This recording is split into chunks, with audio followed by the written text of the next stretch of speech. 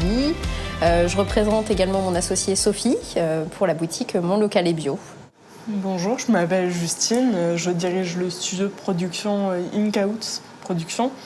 On réalise des visites virtuelles pour les monuments de la culture, châteaux, musées, pour les rendre accessibles aux personnes en situation de handicap. Je m'appelle Aïssé Camara, je représente l'association Naya, qui est une association socioculturelle et qui se trouve à Saint-Pierre-des-Corps. T'es entrepreneur, donc t'as un compte Insta bien fourni et tu fais du yoga. Bon.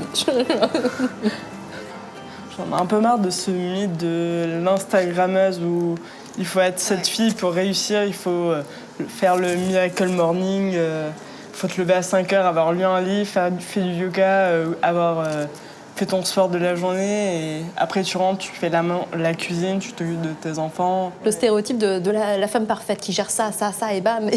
Le profil LinkedIn, quoi. Ouais. Je suis tombée, mais je me suis relevée et j'ai le temps de tout faire mieux que vous. Alors, avoir une entreprise engagée, c'est faire une croix sur la rentabilité.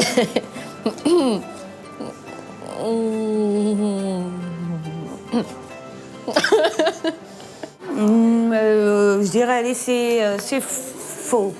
C'est faux. Je pense que c'est un peu une idée reçue. Alors, il y a certainement des cas où c'est vrai. Là, encore une fois, sans parler des associations où c'est un autre modèle.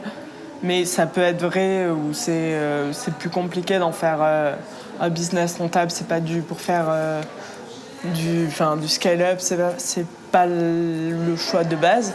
Mais je pense qu'il y a plein d'autres structures. Enfin, moi, je pense que c'est mon cas, par exemple. Je pense qu'on fait engagé, social, pour autant, c'est pas du tout incompatible avec la rentabilité. Donc, je pense que ça devrait pas être incompatible. C'est vrai que nous, dans la boutique, on propose des produits qui sont locaux. Notre volonté, c'est qu'il y ait une juste rémunération du producteur derrière, en fait. Donc on négocie pas en fait les tarifs. On a vraiment envie de montrer la richesse du territoire, de pouvoir montrer un petit peu le travail des producteurs, de les valoriser, quoi. Donc à ce moment-là, oui, la rentabilité, clairement, elle se pose pas, en tout cas sur ces produits-là. Ce qui est innovant, ce qui est nouveau, fait peur. Donc il faut expliquer, faut que les gens soient rassurés. Ça prend beaucoup plus de temps. On ne nous ouvre pas les portes facilement, mais une fois que ça devient concret, oui. Une fois que ça devient concret, oui, c'est vrai, quoi. Souvent, les gens ignorent en quoi consistent les entreprises engagées.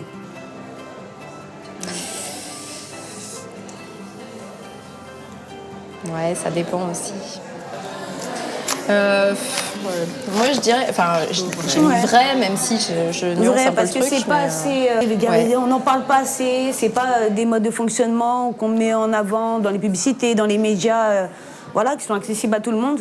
Donc oui, il doit y avoir des gens qui ignorent ce que sont les entreprises engagées. Ça devient un outil de com, en fait. Ouais, nous on fait bio, tout est vegan, tout est local, tout est. Mais qu'est-ce que ça veut dire concrètement ? Est-ce que c'est ça aussi, et je pense qu'on perd peut-être les gens.